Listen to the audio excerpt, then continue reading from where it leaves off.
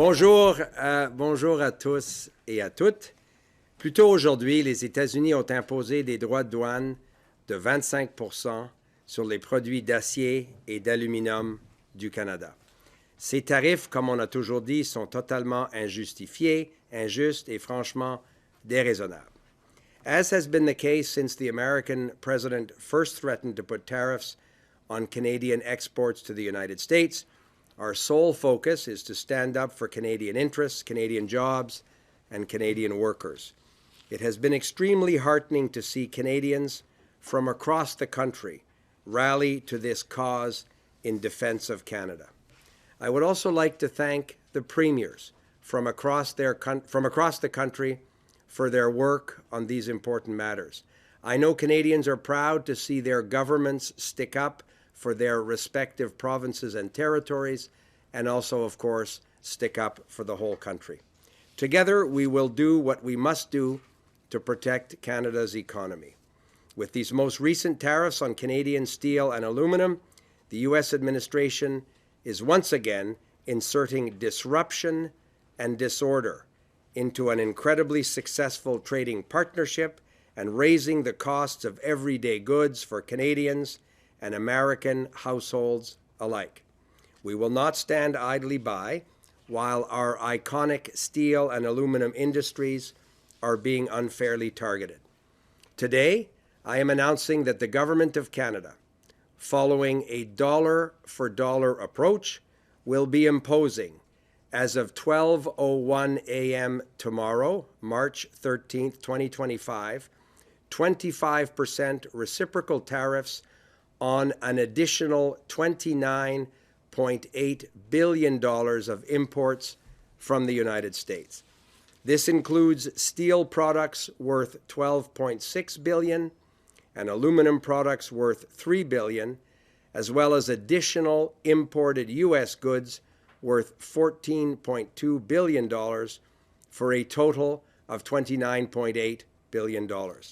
The list of additional products affected by counter tariffs includes computers, sports equipment, and cast iron products as examples. These tariffs are in addition to Canada's 25% counter tariffs on $30 billion of imports from the United States in response to U.S. tariffs put in place on March 4th. In addition, we learned yesterday that the United States tariffs would also be imposed on steel and aluminum content in certain derivative products. The government is currently assessing this aspect and may impose, of course, further tariffs in response to this measure as well. Aujourd'hui, j'annonce que le gouvernement du Canada, suivant une approche dollar pour dollar, imposera à partir de minuit et 1 minute demain, le 13 mars 2025, des droits de douane réciproques de 25 % sur 29,8 milliards de dollars d'importations supplémentaires en provenance des États-Unis.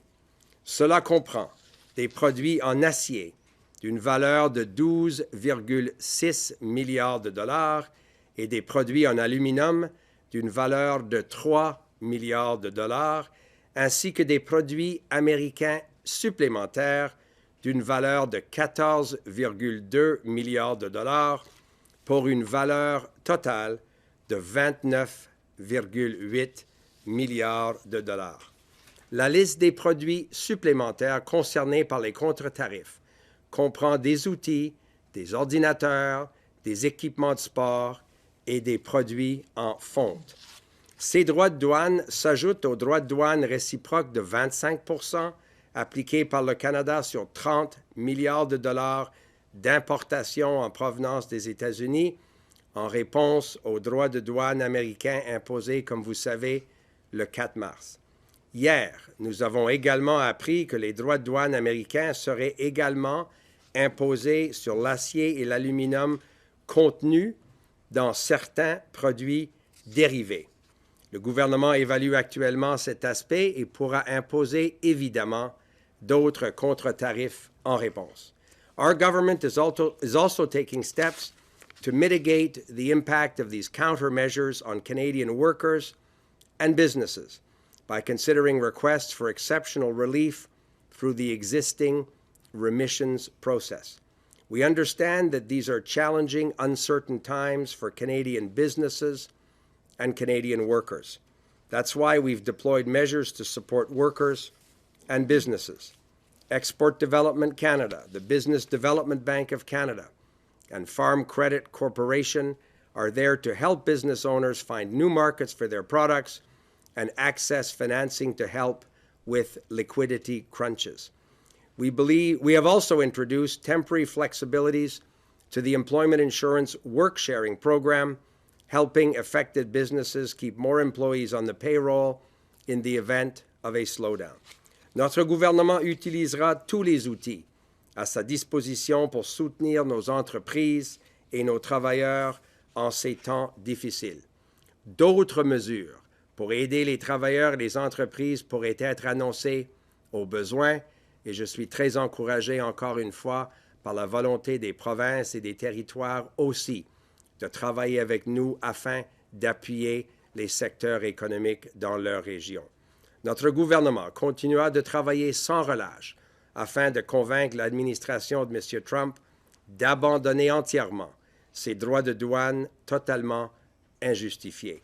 We will use every tool at our disposal to defend Canadian jobs and Canadian businesses and support workers through these challenging times. And with that, I'm happy to pass the microphone to my colleague, Mélanie Joly. Mélanie. Yes, merci, Dominic. Thank you all for joining us today. You've just heard the actions we're taking from my colleague and friend, Dominic LeBlanc. Canada is holding strong and will continue to do so together. Well, make no mistake, though, this is going to be a day-to-day fight. This is now the second round of unjustified tariffs leveled against Canada and Canadian goods. The excuse for the first round was exaggerated claims about our border. We addressed all the concerns raised by the U.S., and in return, they agreed to temporarily abide by the free trade agreement President Trump signed himself with Canada. The latest excuse is national security, despite the fact that Canadian steel and aluminum add to America's security, not take away from it. All the while, there is a threat to further and broader tariffs on April 2nd still looming. The excuse for those tariffs shifts every day. The only constant in this unjustified and unjustifiable trade war seems to be President Trump's talks of annexing our country through economic coercion. Yesterday, he called our border a fictional line and repeated his disrespectful 51st state rhetoric. Well, Canadians have made it very clear that we will not back down and we will not give in to this coercion. À mes concitoyens canadiens, je tiens à vous rappeler que nous n'avons rien fait pour justifier les actions du président Trump contre notre pays. Et nous n'avons rien fait pour justifier ces attaques contre notre économie et notre identité. Nous ferons cependant tout pour riposter. Et nous n'allons jamais négocier contre nous-mêmes. Nous continuerons à être solidaires et votre gouvernement sera là pour continuer à vous soutenir. Entre-temps, on continue d'acheter canadien et entre-temps, on continue de soutenir notre monde. Maintenant, je pense à notre monde au Saguenay-Lac-Saint-Jean, sur la Côte-Nord, à Sorel. I'm thinking about the people in Hamilton, in also the Sioux, in Regina, in Kitimat. People working in the steel and aluminum sectors. Pour nos travailleurs et travailleuses dans l'industrie de l'acier et de l'aluminium, nous sommes ici pour vous. Nous avons pris des mesures fortes en 2018 lorsque le président Trump nous a imposé des droits de douane et nous continuerons à le faire. Les droits de douane sur l'acier et l'aluminium étaient injustifiés en 2018 et ils demeurent injustifiés aujourd'hui. I now would like to talk to the American people, to our American friends. I want you to remember this. Canada is your best friend, best neighbor, and best ally. Many of us have family on both sides of the border. Canada is also America's best and biggest customer. We buy more American goods than the UK, France, China, and Japan altogether. together, we have spent generations building a relationship between our countries that is the envy of the world. Canada is not the one driving up the cost of your groceries or of your gasoline or any of your construction. Canada is not the one putting your jobs at risk. Canada is not the one that is ultimately starting this war. President Trump's tariffs against you are causing that. And there are no winners in a trade war. American friends, help us help you.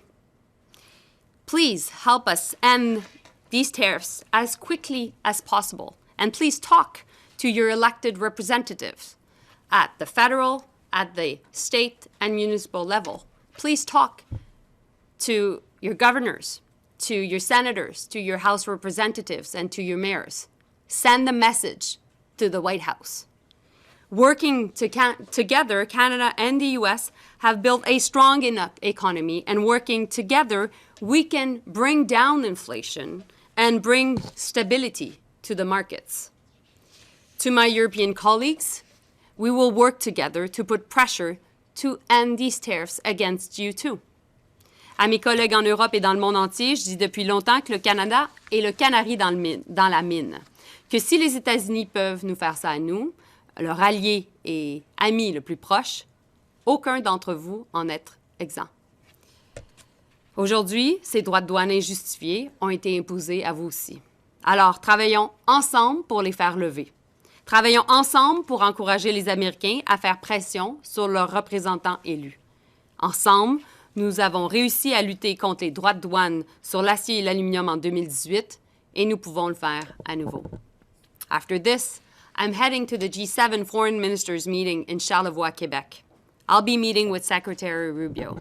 I will also be meeting with my European and British counterparts. In every single meeting, I will raise the issue of tariffs to coordinate our response with the Europeans and to put pressure on the Americans. This is much more than about our economy. It is about the future of our country. Canadian sovereignty and identity are non-negotiable. Canadians have had enough, and we are a strong country. We will defend our sovereignty, we'll defend our jobs, and we'll defend our way of living.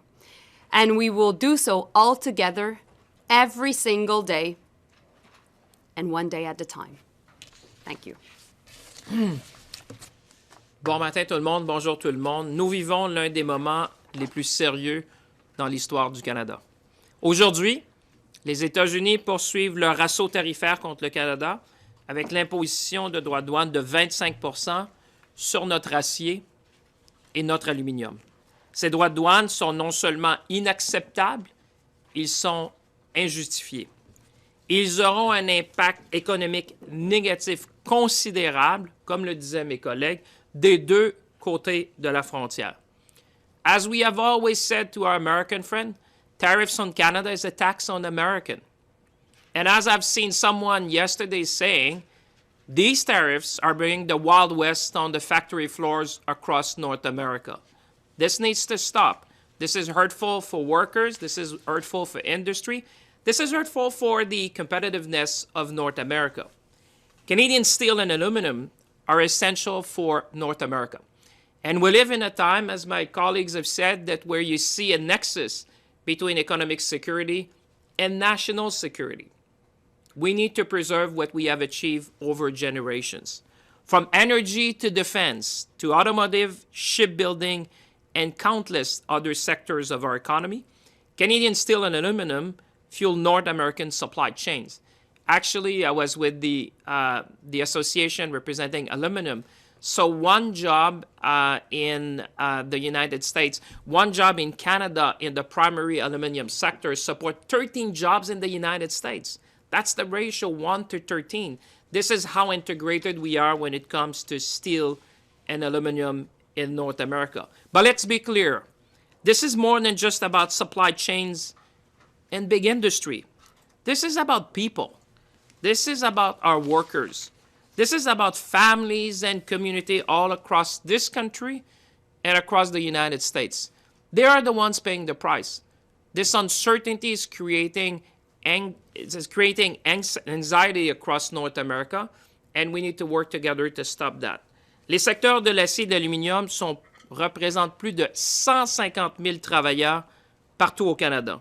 Chaque jour, ces travailleurs aident à bâtir notre grand pays.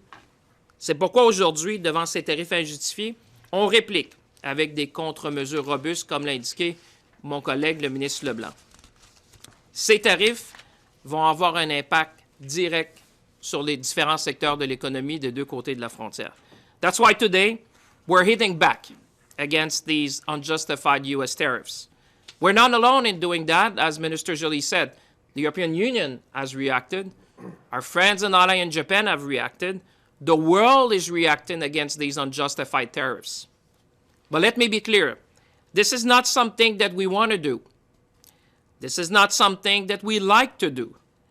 But it's something that, unfortunately, we are being forced to do in order to protect our way of living in this country and to protect North America. Make no mistake, today's decision by the U.S. will increase costs for consumers. Mr. Joly was right.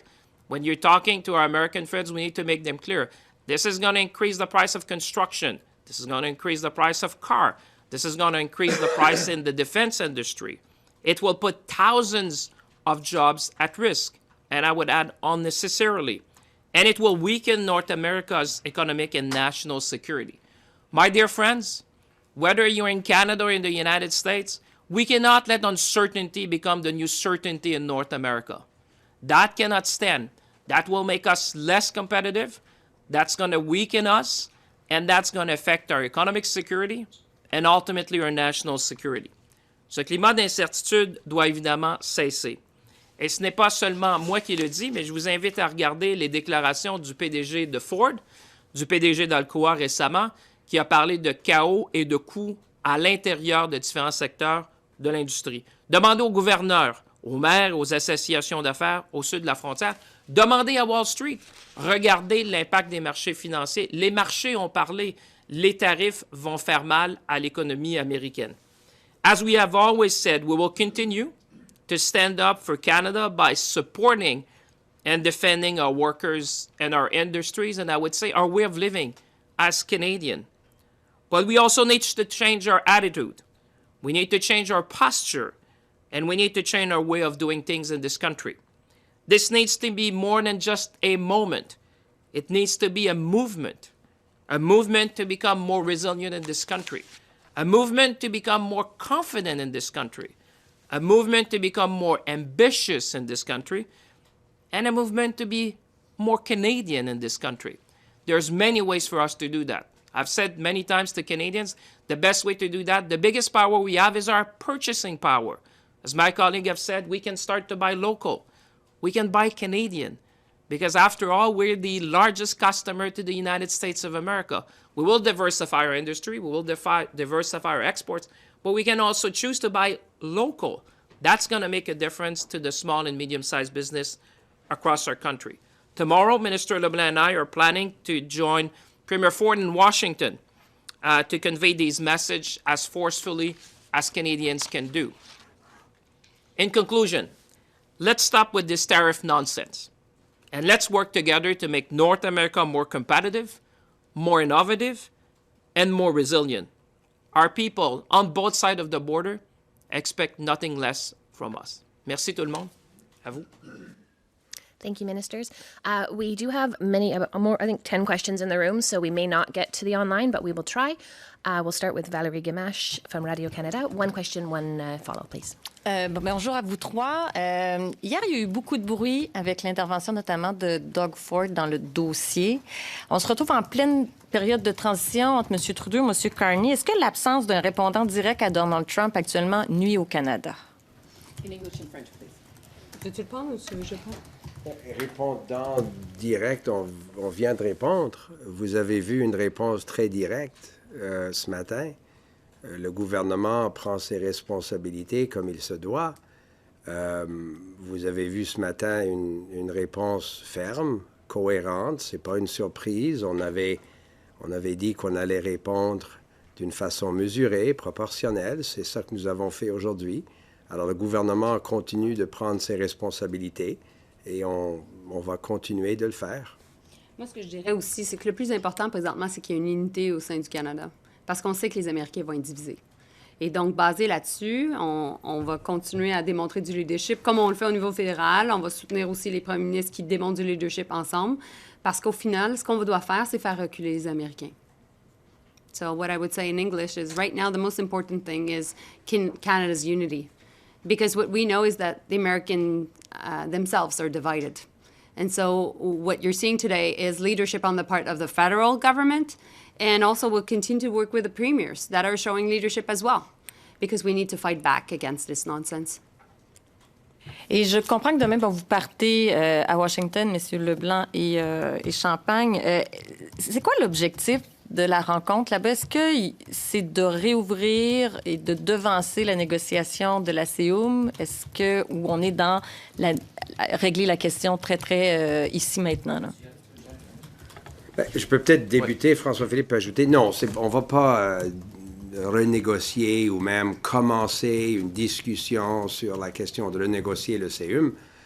Premièrement, il n'y a personne qui a avancé cette idée-là. C'est une responsabilité nationale. Il y a une révision dans l'entente qui se fera en 2026. Si des partis veulent avancer ces dettes-là, mais ils le feront.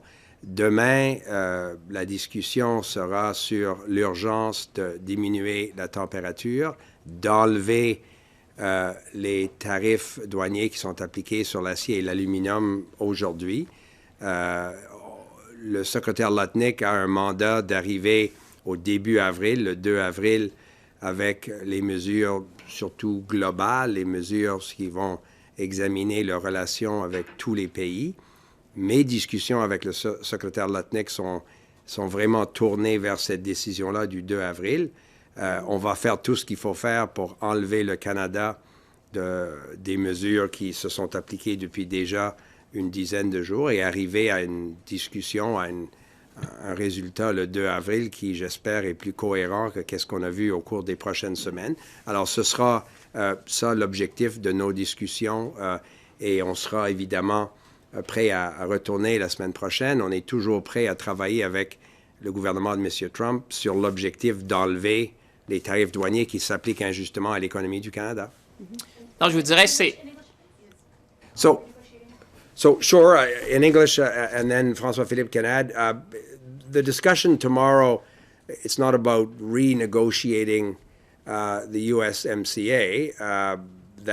That is not the purpose of the conversation tomorrow. The conversation tomorrow will be what can we do to deal with this completely unjustified application of tariffs to steel and aluminum from Canada that came into effect today. The, again, unjustified decision of March 4th. As you know, certain products that are compliant with the agreement were exempted until April 2nd. All of that points to a conversation that we've been having with the Trump administration around getting to April 2nd with the objective of obviously removing all of these tariffs that are applying to the Canadian economy. We will continue to maintain our countermeasures and increase them on April 2nd. This is no surprise to the American administration if we can't get to a position where their initial measures are all lifted from Canadian businesses. So the conversation tomorrow will be around lowering the temperature and focusing on the process that President Trump set up, where Secretary Lutnick has up to April 2nd to determine a series of global tariff decisions. Obviously, we think that they should respect the agreement that President Trump signed, the Canada-U.S. Mexico Free Trade Agreement. In the agreement itself, there's a provision to have a review in 2026. It's not a renegotiation, it's a review. If one of the three parties wants to, at some point, begin a process of that review earlier, then of course Canada would be ready. We've always said the best approach is a coherent conversation that looks at all of these issues where the three economies are part of the conversation, and where we can arrive at the best agreement for North America. That's been the success of previous conversations, but for the moment it's difficult to get there because day over day, week over week, you have these decisions. So if we can sort of clear the underbrush and get to a position where we can get to April 2nd with a coherent plan, I certainly think that would be the objective of the conversation tomorrow, and it continues on conversations we've been having over recent weeks as well. Je pense que Dominic l'a bien dit. Demain, pour être clair devant les Canadiens et Canadiennes qui nous regardent, il n'y a pas de début de renégociation, évidemment, de l'accord de libre-échange. Par contre, moi, ce que j'entends amener avec le ministre LeBlanc à la table, c'est vraiment de nous ramener dans un mode où il y a plus de certitude. Moi, je le dis souvent, l'incertitude ne peut pas devenir la nouvelle certitude. J'ai rencontré plusieurs des dirigeants. J'ai été en contact hier dans l'industrie de l'aluminium et de l'acier. Mais vous savez, regardez la dernière semaine qu'on a eue. Ce genre de mouvement-là qu'on a vu dans les tarifs, ça rend vraiment les chaînes d'approvisionnement plus fragiles à travers l'Amérique du Nord. C'est clair que les dirigeants nous disent une chose, on ne peut pas fonctionner dans un monde comme ça. Nos chaînes d'approvisionnement ont été établies depuis des décennies. Moi, mon message à M. Lutnick va être simple. Les marchés vous parlent. Regardez la capitalisation boursière depuis les dernières semaines. Je pense qu'il s'est perdu 4 trillions de dollars dans les marchés boursiers aux États-Unis depuis les dernières semaines. Les entreprises vous parlent. Il y a eu une grande réunion avec les leaders du secteur automobile. Je pense qu'il y a une discussion aussi avec le secteur de l'acier et de l'aluminium pour retourner vers quelque chose qui est plus prévisible. Et comme le ministre Leblanc disait, il va falloir continuer de faire le point à nos amis que la sécurité économique va affecter la sécurité nationale. À un moment donné, ces chaînes d'approvisionnement-là vont arrêter. Vous savez, dans le secteur de l'automobile, de la façon dont on est intégré maintenant, il s'agit de quelques jours avant que les chaînes arrêtent des deux côtés de la frontière. C'est excessivement sérieux. Moi, on a parlé hier avec des gens de l'automobile aux États-Unis qui disaient, Monsieur le ministre, soyons prudents parce que dans quelques jours, les usines américaines pourraient cesser d'opérer. Alors, je pense que notre mission à Washington, comme le ministre Leblanc disait, c'est de ramener ça, c'est de dire les marchés vous ont parlé, l'industrie vous parle, les travailleurs vous parlent. Retournons à une table où on peut s'asseoir, on peut discuter. Et moi, je pense qu'il faut trouver une voie pour trouver un peu une désescalade de ce qu'on a vu dans les derniers jours pour nous ramener dans un terrain où on va être capable de voir des investissements des deux côtés de la frontière. Just as a reminder, if we can keep the questions and answers brief so we can get through as many as we possibly can. I am looking at you. I believe the finance minister is also looking at you. Rachel Haynes, CTV. Thank you so much, ministers. I'll direct this to Minister LeBlanc because it's still about the meeting tomorrow. Premier Ford yesterday had said that this was an olive branch from Howard Lutnick, but at the same time, President Trump says he wants to finish the auto industry and also make Canada the 51st state. So how do you trust the U.S. administration going into tomorrow's meeting? Well, so obviously outrageous comments, and Melanie talked about it from Mr. Trump in that regard, aren't constructive to building an economy that is in the interest of both Canada and the United States, and obviously with our Mexican partners as well. So our focus is not on exaggerated rhetoric. Our focus is on doing the work that Canadian workers and businesses expect their governments to do together. Premier Ford has been an important leader as not only the chair of the Council of the Federation, but as the premier of our biggest province in defending the Canadian economy and the economy of his province.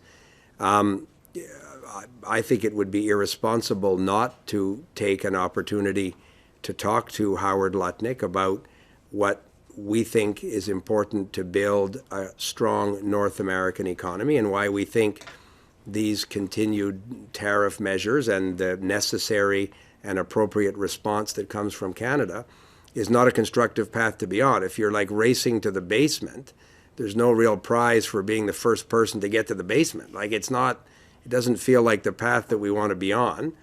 I've had with Secretary Lutnick constructive conversations.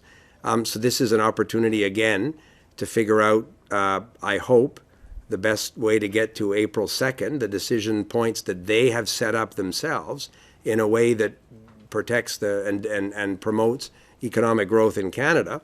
And we think done properly, it's also in the interest of the United States as well. Can I just add to that? I think the strategy is clear. We just need to make sure that we put maximum pressure to defend our jobs, defend our sovereignty, defend our way of living. But meanwhile, as a team negotiating, we need to find off-ramps. And it is just the right thing to do. So we'll do both. That conversation with Howard Lutnick is important. The ones we have, and I'll have with Secretary Rubio as well.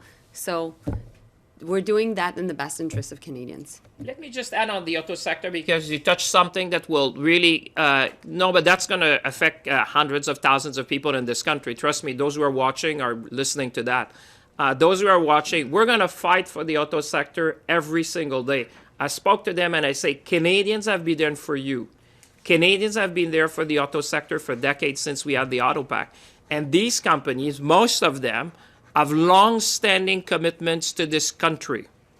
We're going to make sure that they abide by the terms of every single agreements we have with them to make sure we protect the jobs. We had discussion with the union leaders yesterday and with the representatives from the company, and they truly understand that the reasons they came to Canada is because we have the best worker, it's because Canadians have been there for them, and we have integrated supply chain. So I just want to be clear on the auto sector. Make no mistake that we are already on their back, saying we're going to be watching like hawks as to what may happen to the auto sector because this is a core industry for the prosperity of this country.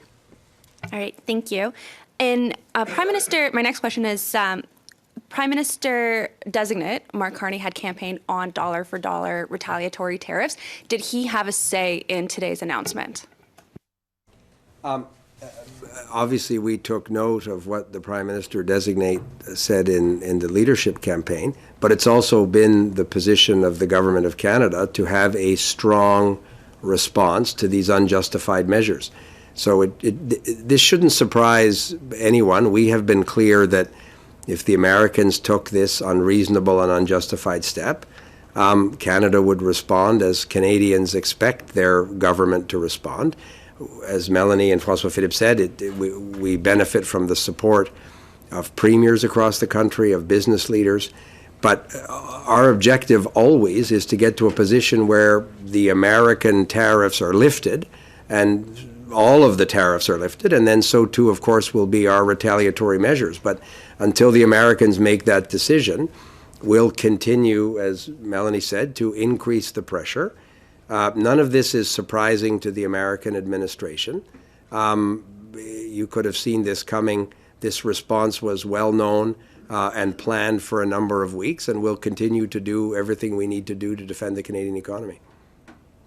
Mélanie Crête, La Presse. Oui, bonjour. Monsieur Champagne, je vous ai entendu dire que vous alliez défendre l'industrie automobile qui est surtout basée en Ontario. Là. Il y a des craintes au Québec que le bois d'œuvre et l'industrie laitière ne seront pas défendus. Quelle garantie votre gouvernement peut donner aux Québécois là-dessus? Bien, on sera toujours là. Évidemment, je répondais parce que la question concernait le secteur d'automobile, mais c'est clair, on a été aussi en contact avec les secteurs clés de l'économie du Québec, c'est-à-dire l'aérospatiale, l'industrie forestière, évidemment. J'allais dire même de la question de la sécurité alimentaire est venue aussi dans nos discussions. Non, il faut être clair, on va être là à chaque tournant pour défendre. Puis les gens le savent parce qu'on a déjà joué, malheureusement, dans cet épisode-là. Vous savez, on s'est déjà tenu debout. L'industrie forestière, vous savez, je parlais à M. Chrétien, des enjeux dans le bois d'œuvre, on en a depuis plusieurs décennies, puis on a toujours gagné. Vous savez, c'est ça l'enjeu. Dans le bois d'œuvre, on a toujours gagné. Quand les règles du jeu sont claires, on gagne. On l'a vu récemment au hockey. Nous, ce qu'on veut rétablir avec le ministre LeBlanc puis avec la ministre Joly, c'est évidemment d'avoir des règles claires du jeu. Parce qu'une fois qu'on aura des règles qui sont claires, que ce soit dans les différents secteurs de l'économie, on pourra évidemment s'adapter, mais on pourra aussi gagner. Alors, c'est clair qu'on va être là pour défendre ces secteurs-là. Et ça va être des enjeux qu'on va certainement soulever dans la réunion avec le secrétaire Lutnick. Et vous parliez, Mme Joly, d'unité là, dans la réponse. Oh, oui. vous parliez dans votre réponse là, d'unité canadienne. Là, c'est important d'être unis dans notre réponse là, aux tarifs douaniers américains. Est-ce qu'il y a vraiment une unité quand Doug Ford semble faire cavalier seul, comme ça a été le cas hier? Je pense que, premièrement, aujourd'hui, on arrive avec une réponse forte, une réponse coordonnée au sein du gouvernement fédéral, une réponse qui a été travaillée aussi depuis quand même quelques semaines.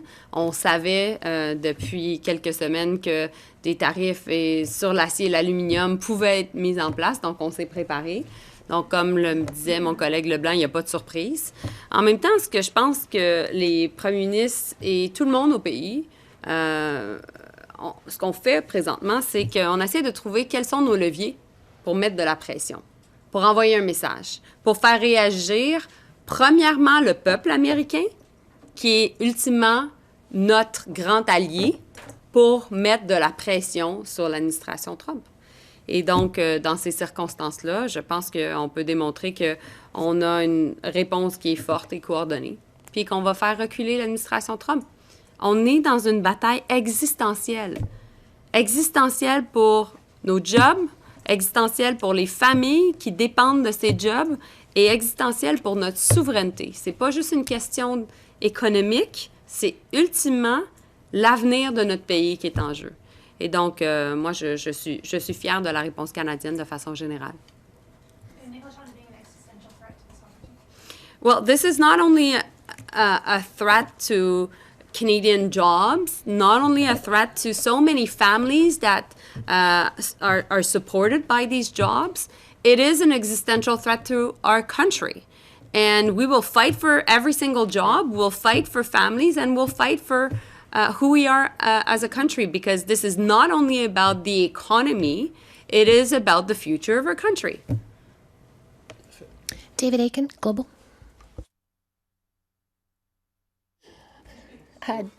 Okay. We'll go to David Baxter from the Canadian Press.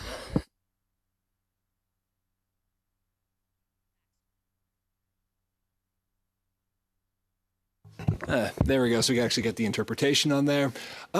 Should we be reading anything, especially trying to build better relations with Europe and more new alliances there? Should we read anything into the French submarine that surfaced near Halifax yesterday? We are having lots of conversations with Europeans right now. I'll be meeting with the foreign ministers from, of course, Germany, France, Italy, the foreign minister of the EU, as well as the British one. And I know that the Prime Minister designate is going to reach out to many of our European friends. But let's all remember that not only Prime Minister Trudeau at the time, myself also, we went to Europe to coordinate this very response on aluminum and steel tariffs with the EU. And so we're seeing the reaction of the EU today on steel and aluminum. When it comes to defense, to your very question, you know, we're NATO allies. We work together. We cooperate on military exercises. And we want to do more with Europe. And we want to do more with defense procurement also with Europe. And so these are all parts of the conversations we're having. As for your specific question, I think Bill Blair, who's a fantastic Minister of Defense, can also answer you. Otherwise, have been answered, so go on to the next person. Raymond Filion, TVA. I'm the lucky one. Bonjour. Question pour Mme Joly. Vous avez parlé en anglais de Marco Rubio. Vous allez accueillir à compter de ce soir dans Charlevoix. Qu'est-ce que vous allez lui dire au sujet de ses droits de douane américains, de un, et aussi la question de la souveraineté du Canada, 51e État et les menaces de M. Trump? Est-ce que vous avez l'intention d'aborder cette question-là aussi? Ben, c'est pas la première fois que je le soulève avec le secrétaire d'État Rubio. Je l'ai fait encore la semaine passée lorsque je lui ai dit que tout ce qui était lié à la rhétorique du 51e État, ça passait pas. Puis, non seulement à l'époque, il m'a rassuré sur cette question-là, il m'a également dit que la coopération au sein de NORAD allait continuer. Marco Rubio va revenir d'Arabie saoudite. Il va avoir eu des conversations avec la délégation ukrainienne. On va parler beaucoup des questions liées à l'Ukraine et du fameux cessez-le-feu de 30 jours qui est présentement potentiellement sur la table pour être négocié. Mais au niveau de la souveraineté canadienne, je veux dire, c'est pas compliqué, là. C'est même pas à négocier. c'est une question, vous arrivez dans notre pays, vous respectez notre coutume et notre approche et bien entendu notre souveraineté. Comme j'ai dit tantôt, la stratégie est la même avec tous nos interlocuteurs. Pression maximale, diplomatie efficace. So the strategy is the same with every single of our interlocutors. It will be maximum pressure and very, how can I say efficace? How do you say that? Effective. Okay, so let me do that quote again. So the strategy with our American counterparts will be the same. It is going to be maximum pressure and efficient diplomacy. Question pour M. Champagne. Avec la nouvelle de ce matin concernant Northvolt, est-ce que la Chine pourrait prendre la relève dans le dossier de l'usine au Québec? Non. Alors, qu'est-ce qui arrive maintenant avec l'usine, avec Alors, la nouvelle d'aujourd'hui? je voulais être très clair aussi pour cette question-là. La réponse est clairement non. Évidemment, ce qu'on voit avec Northvolt, je comprends les préoccupations légitimes des gens. On est en discussion pour essayer de voir si on ne pourrait pas retrouver une solution, parce que moi, je pense que, je l'ai toujours dit, l'usine de Northvolt au Québec, c'est important. La profitabilité de Northvolt passe par l'usine nord-américaine, parce qu'on sait que le marché nord-américain, c'est le marché le plus important. Alors, je pourrais vous dire qu'il y a des discussions en coulisses pour essayer de trouver un repreneur, probablement, dans cette situation-là. Alors, on est en discussion présentement, puis évidemment, la compagnie aura plus à dire, j'imagine, dans les prochains jours. Puis nous, on fait notre travail en coulisses, justement, pour aider à voir comment on peut préserver cet actif-là chez nous, parce que je pense que, vous savez, il y a toujours le court terme, le moyen terme et le long terme. Il y a une situation financière à court terme, mais je pourrais vous dire, j'ai expliqué à nos amis européens, comme la ministre Joly le fait, comment c'était important, alors qu'on est en train de diversifier notre économie, d'avoir un partenariat transatlantique, d'avoir un manufacturier européen qui soit le leader dans le domaine des batteries. Moi, je pense que qu'ils aient choisi le Québec, qu'ils aient choisi le Canada pour servir le marché nord-américain, alors qu'on est justement dans une crise existentielle. Moi, je souhaite que cet investissement-là continue, puis je peux vous assurer qu'on y met l'effort pour essayer de trouver des partenaires pour continuer l'investissement. Tonda McCharles, The Star. Clarification. Can you talk about the 30, let's round it up, $30 billion that you've announced today on top of the $30 billion previously?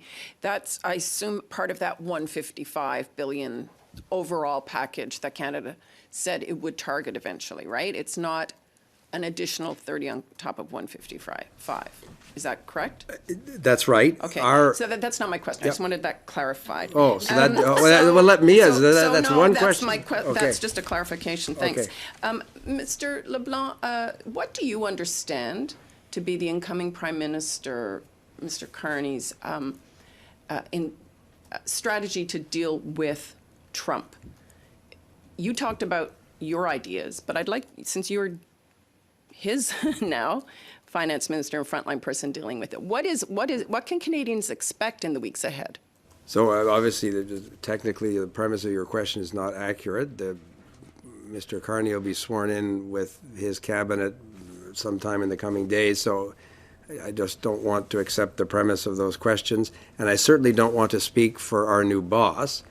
I think Mr. Carney has been quite effective in saying to Canadians that the government, his government, needs to take a firm response, a strong response. Your colleague talked about his public comments around a dollar-for-dollar response to these tariffs, which is what we're doing today.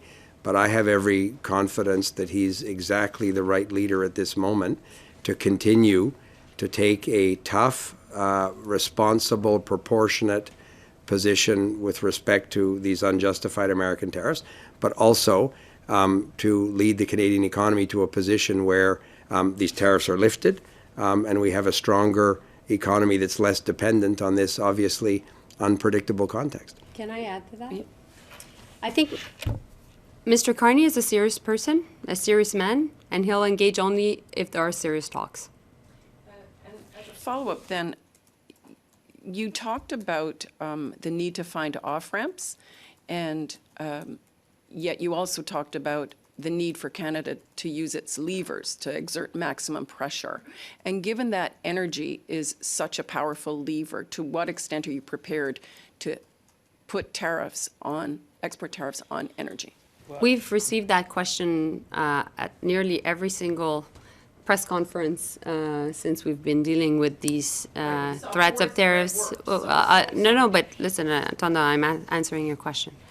And we've said from the beginning that there were two things. First, everything was on the table.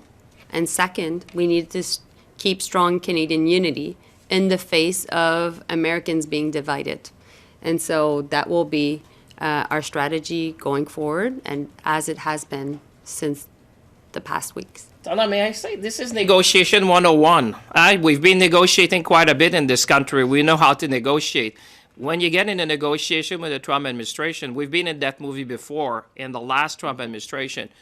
I don't think it would be smart as a nation to start putting things off the table as you entering a negotiation 101. I'd suggest, if you read the heart of the deal, you'd realize that you're not coming to the table already brushing off a lot of things. I think, as Mélanie said, we've been very consistent, and I would be, we need to focus on the issues that are currently on the table. And our mission, I would say, when Dominic and I are going to go, and there'll be future meetings, this is just one of them. We need to provide certainty. What I hear from folks is that this is now the Far West on the factory floor. We can operate an economy like that. We cannot operate a country like that. The industry cannot stand that for many more weeks. So the mission we're going to have is to restore certainty, stability, and predictability. Because you know what? What is happening, and just look at the market reaction to what has been happening. It's making us less competitive, less attractive, and certainly this is not the time, at a time where national security is at the forefront, that we weaken our competitiveness. We need to build ships, we need to build planes, we need to build infrastructure. That's what, I was about to say. Mr. Carney has said, he's been very clear. We're going to invest in our military, we're going to build infrastructure, we're going to be the most resilient economy in the G7. Unfortunately, that's all the time we have for questions today. We were ready to I already got it. Oh, really? We're not. I need to go to Charlevoix, guys. But you're not going to come tomorrow if we say everything today. That's the problem. Can you just explain? Ça peut changer. Demain, ça va être totalement différent. Did you coordinate with any other U.S. allies other than Europe?